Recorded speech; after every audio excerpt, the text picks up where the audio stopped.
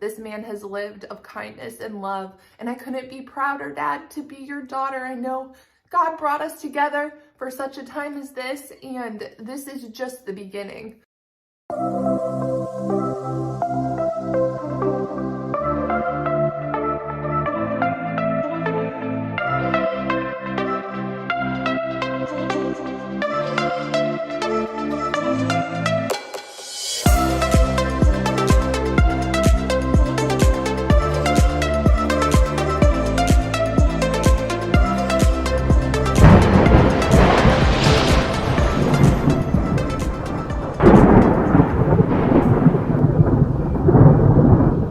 Hello and welcome to another episode of High Voltage. I am your host. I'm Mackenzie Nelson, and I am here, back in action, ready, willing, and able to hopefully encourage, inspire, and get you excited to live your best life, right? To live full of tenacity, vigor, ready and waiting for anything life has for you, good, bad, or otherwise. We're here for it, right? So my feelings are we might as well have the very best perspective we can have in order to navigate, right? Sometimes these rocky waters, these storms that come into our lives unexpectedly. And while we can never know fully what we are headed into on a daily basis, you could let that give you anxiety and worry, or you could let it rock your world. Like, I don't know what's going to happen today. It can be my own choose your own adventure today. Life is whatever you want to make of it. So why not make it the best life it can possibly be? And I am all about it. Did you read those books when you were a kid? The Choose Your Own Adventure? If not, let me tell you what they are. They're these awesome books. I don't even know if they're still around. But really, as you go through and you read, you get the synopsis. You see what's going on with all the characters. And then it's like, oh, would you rather, go to the ocean and jump down the waterfall, or take a helicopter and go here? So then you pick between all these options what you want to do next.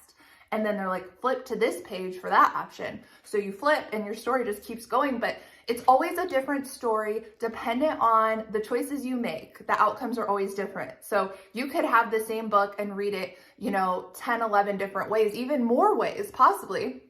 And I loved these stories. Whenever we had library days, I would always pick the Choose Your Own Adventure books because I was like, what's going to happen? Where will I go? What will I pick? Will this be good ending? Will this not be?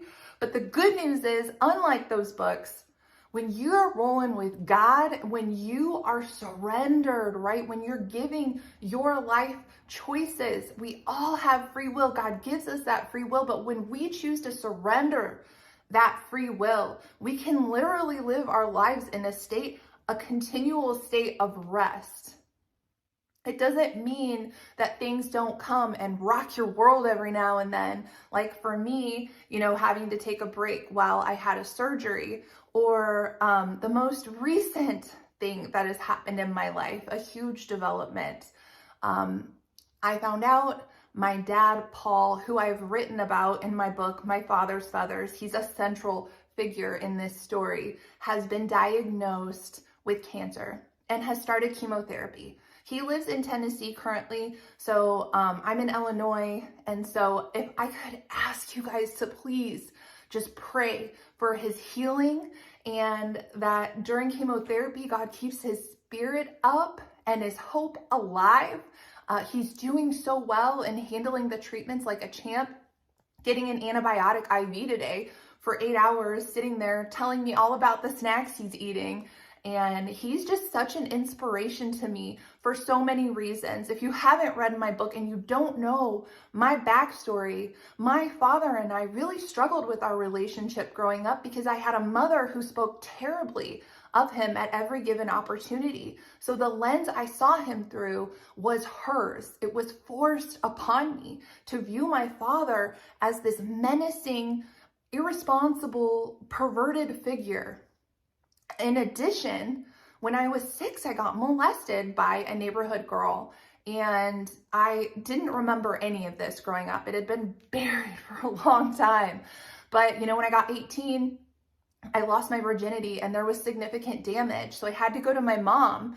And then I went to a gynecologist, did an operation on me, took care of the tissue damage.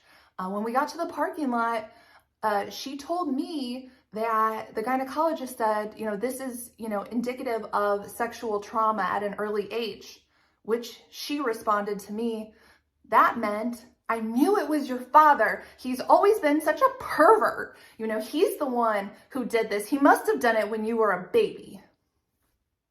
And at that moment, it was like the lights went and everything went black. And I forgot everything. I didn't remember any of this. Like, I remember looking, at my stitches even after this surgery and not knowing why they were there. I mean, it was just in addition to a lot of other things going on in my childhood, at the hands of my abusive mother, it was too much psychologically for me to handle. So my dad, Paul, got blamed for molesting me. And this book I wrote with the intention to clear his name and say, he never ever touched me inappropriately, not once. And I felt that I needed to write this book. It was imperative to write this book, and it was imperative to include this storyline and this content, although I did not know the full extent of why until I believe my father now being diagnosed with cancer. He has a great prognosis. He's taken great care of himself. He's never been a smoker, never been a drinker. He walks all the time, drinks a lot of water. He actually has just lost like 20 pounds, right? I mean, this guy is amazing. And him and I have had the best connection ever since I remembered being molested in the pandemic while watching an episode it was actually a documentary, which is in my book too, called Rewind. And it was a story about a man sharing about his sexual abuse. And so a lot of the reason why I shared about my experience was because him sharing about his is what really shocked me into oh my gosh, this happened. All of these memories flooded me in an instant, like someone had downloaded a zip drive into my head and I knew what had happened. And I called my dad because I knew I was writing a book, and I didn't even know what my story was or why I was writing it. I was following a vision I had gotten about my book being published, even though I didn't know what it was about. And so I called my dad because I knew I'm going to write about this. And to my horror, I call him on the same day my stepmother had served him divorce papers. And so I'm like, what? You just got served divorce papers? And, it was like the worst day of his life. And I'm just remembering all this thinking he has no idea. But to my horror, he knew exactly what I was talking about. And we'd never had the conversation, never, because I didn't even remember. And I wonder, what must he have thought all these years that we've been together and I never bring, up that he'd been accused of molesting me by my mother. I didn't think the conversation had gone any further. I thought, there's no way my mom would tell anyone that outside of that car, right, that day. But I find out she told so many people about it. And she never, not one time, had a conversation with me about anything following that day. But she told family member after family member. She told, I don't even know how many people knew that this had, what he was accused of this by her for years. It was just common knowledge, I come to find out.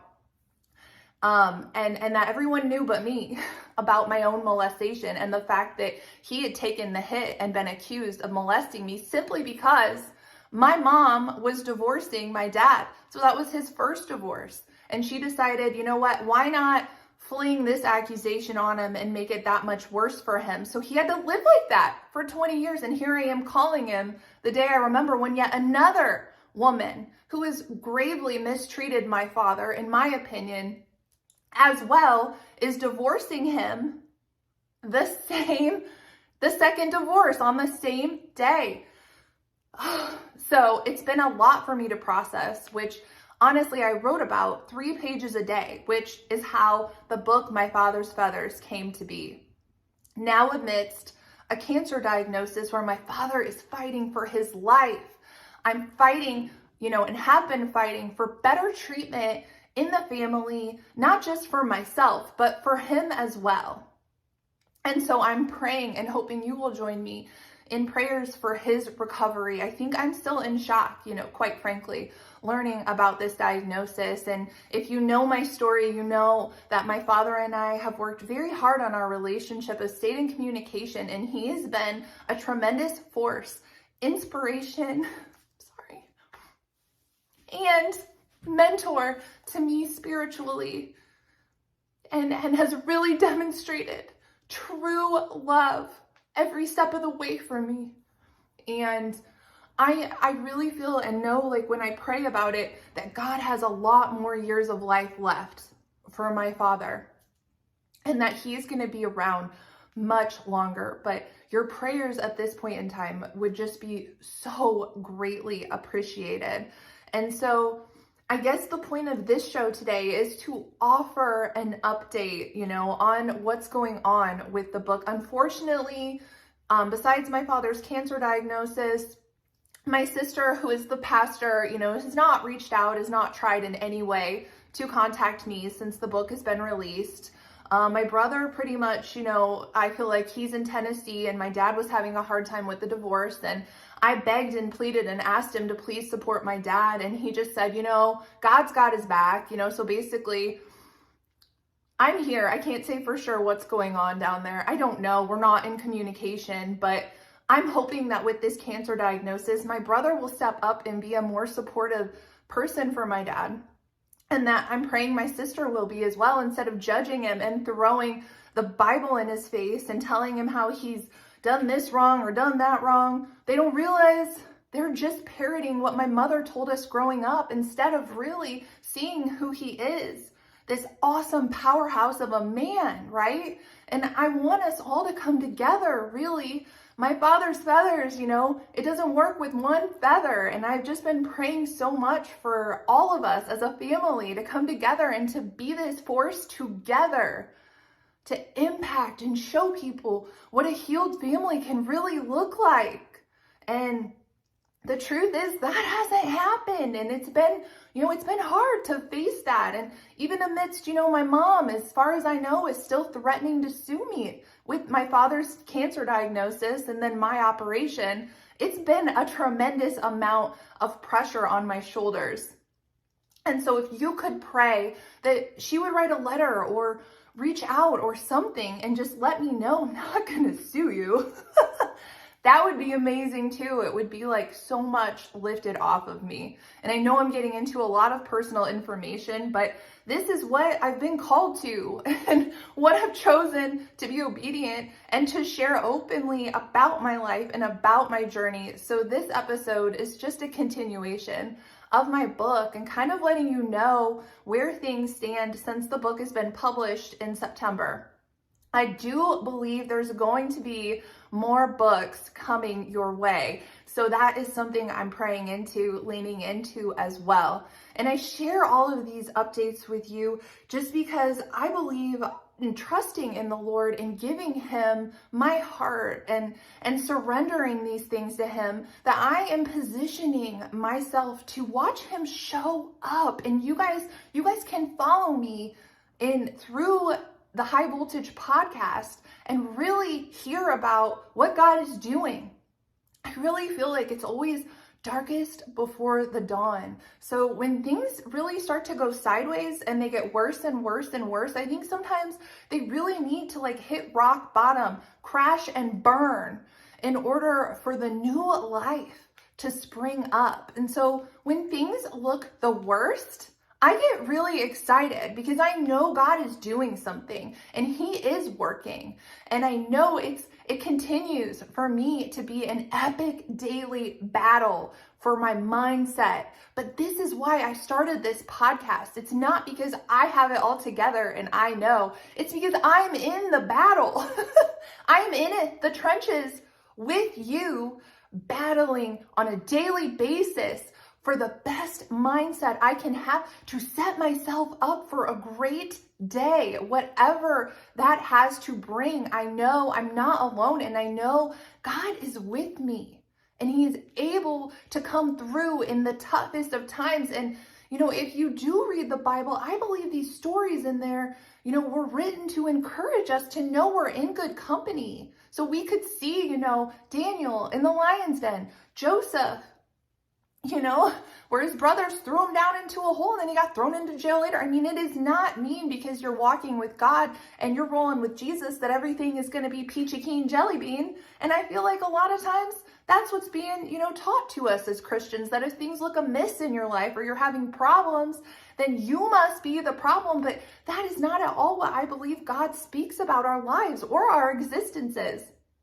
And so pray for me, pray with me. Know I'm praying for you. And it's okay, right? Just to rest and give things to God, because I am living proof that situations happen, right? You can be born to someone who is a monster and you have there's nothing you can do about it, except pray and share your story and speak out and do not submit to silence. Don't let anyone tell you you're not worthy, that you're not worth it. And so I fight every day through this podcast, through my book, through conversations with friends, family, people at the grocery store, ask my friends. I talk to everyone, servers, just to spread some encouragement and some positivity, because it's rough out there, guys. And we need to come together and recognize and see that each of us, we each belong here, no matter our race, no matter our sex, our gender, no matter what someone else believes or what they look like. They are a person. They deserve your love and respect, and they deserve a smile and some kindness if you feel so inclined to offer it. And so when we start seeing one another as people, we can really, really change some things, right? So you guys, I hope, it's been a hard show for me to do because it's so fresh with the diagnosis.